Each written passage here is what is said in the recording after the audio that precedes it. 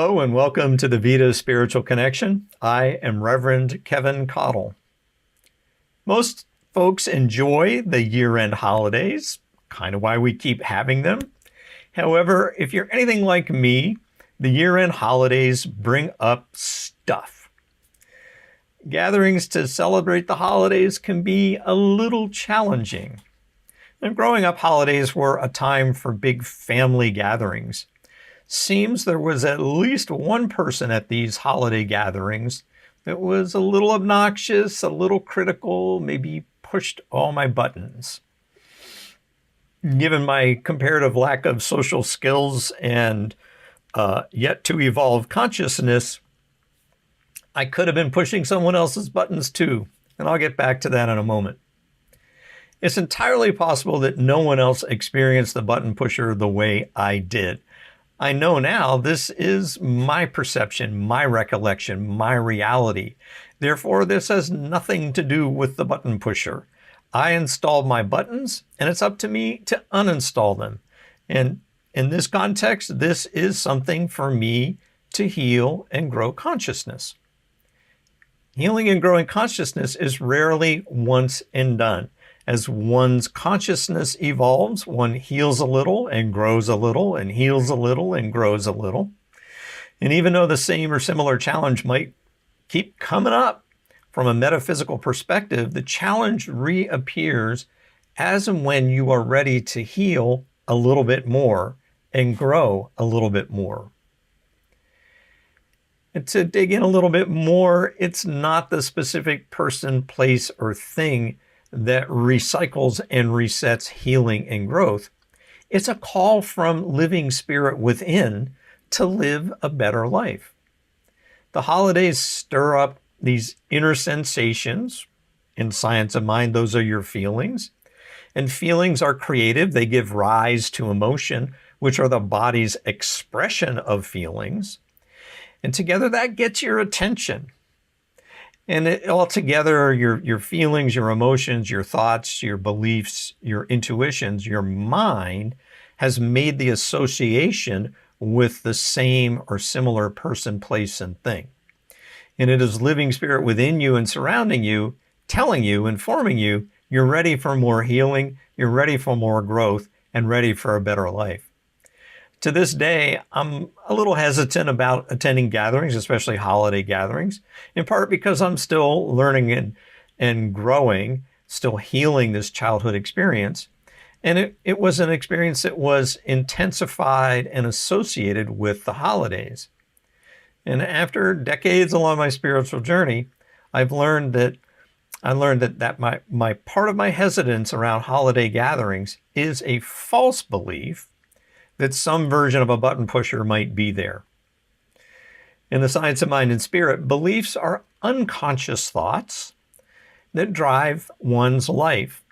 And that takes over when the conscious mind is checked out or hyper-focused on something else or distracted. Oh, look, a bird.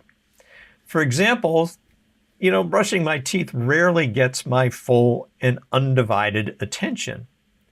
Beliefs, those unconscious habits and patterns, that's what's actually brushing my teeth, while my conscious mind is thinking about coffee. And this false belief relates to worthiness, enoughness, and it's a common theme around the holidays. What I perceived to be someone pushing my buttons triggered my insecurities, and in science of mind speak, insecurities that's a bundle of ingrained negative thinking. Without a conscious counter to that negative thinking, during those family gatherings, I was susceptible to and formed a false belief that I'm vulnerable to being negatively affected by another person, that I don't count for much, that I'm unworthy of love and compassion. Spiritually, though, the opposite is true. As an offspring of living spirit, I am suffused with and surrounded by love, peace, joy, and compassion. Despite the appearances to the contrary, in the center of universal love I stand. I am therefore guided, guarded, and protected by living spirit. Given the universal nature of living spirit, what is spiritually true anywhere is spiritually true everywhere. What is spiritually true for me is spiritually true for you. You too are an offspring of living spirit, indwelled and surrounded by love, peace, joy, and compassion. And it is spiritually true for all of living spirit's creation, for all beings everywhere. So returning to that possibility that I was also a button pusher, the same is spiritually true for the one pushing my buttons, who is also an offspring of living spirit, indwelled and surrounded by love, peace, joy, and compassion. And that spiritual principle is liberating and a call to action. And that action is a spiritual practice or spiritual practices. And the spiritual practice that I offer up today is a little outside and it has to be done carefully. So I have a couple of disclaimers. Although living spirit precisely matches your ability to heal and grow consciousness, you may try to go too far too fast. So be mindful of the pace. And when you get a cut on your skin, the wound goes through stages of healing. It bleeds and then it scabs, and then you get that sort of clear stuff called granulation tissue, and then you get scar tissue, and then finally you get skin tissue. And as you mindfully and carefully tend to that wound, it quickly moves through all the stages of healing. Healing and growing consciousness also moves through metaphysical stages. Consistent spiritual practices gradually build spiritual connective tissue, and it connects spirit to consciousness. Therefore, it's in your thoughts, in your feelings, in your intuitions.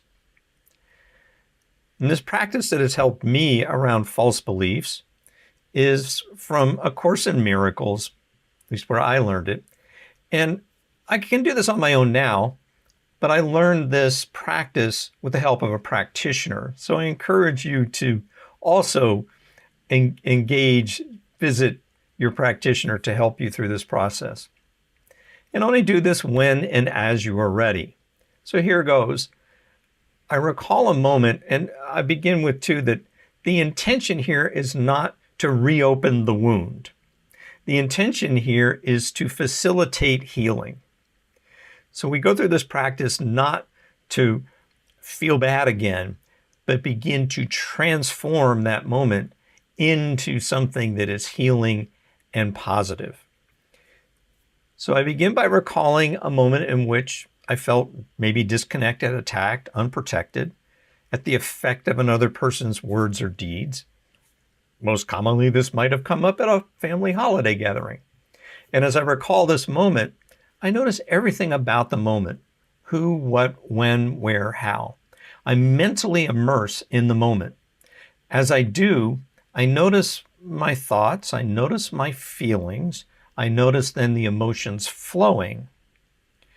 And then I get to a pivot point, a moment when the love, peace, joy, and compassion left the room. That moment when I chose to disconnect from living spirit. And as I recall that moment of disconnect, I get to rewrite that story. I get to choose anew.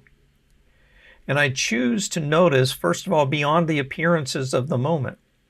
That's all just a distraction. What's really going on is living spirit, so I choose to connect to that.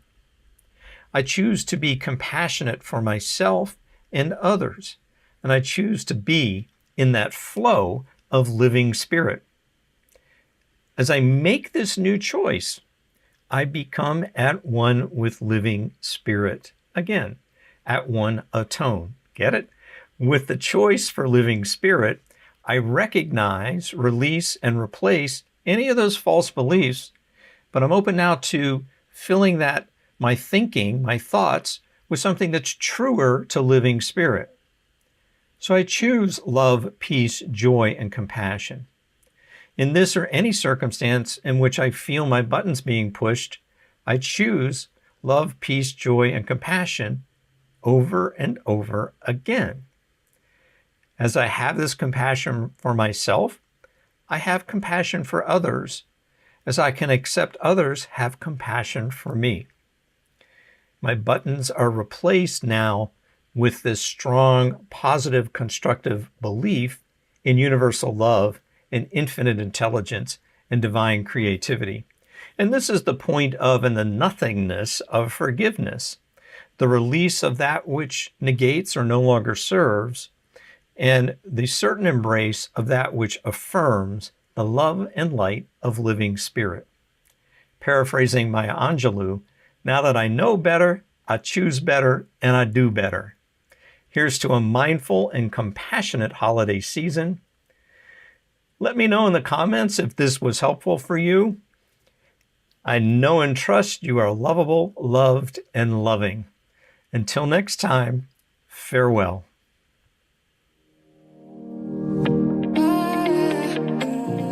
Thanks for tuning in to the Vida Spiritual Connection. Please use the links in the description to request prayer, to donate to Vida Spiritual Learning Center, and to join the Vida mail list. Remember to like, share, and subscribe. And for more information, visit our website at vidaslc.org.